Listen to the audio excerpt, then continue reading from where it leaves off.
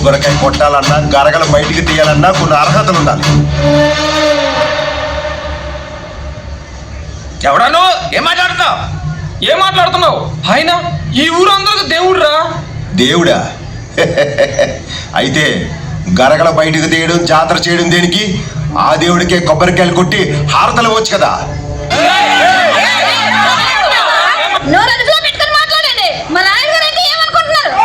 రాయుడా?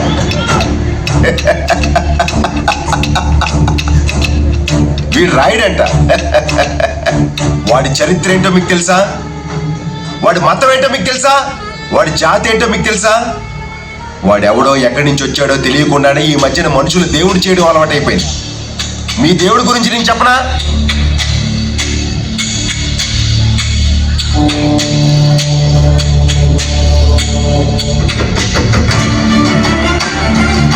నా డబ్బు నమ్మాయిలన్న పిచ్చి. ఆ డబ్బు కోసమే వాడు అక్కని డబ్బుని ఇంటికి పంపించి దాని చావుకి కారణమయ్యాడు.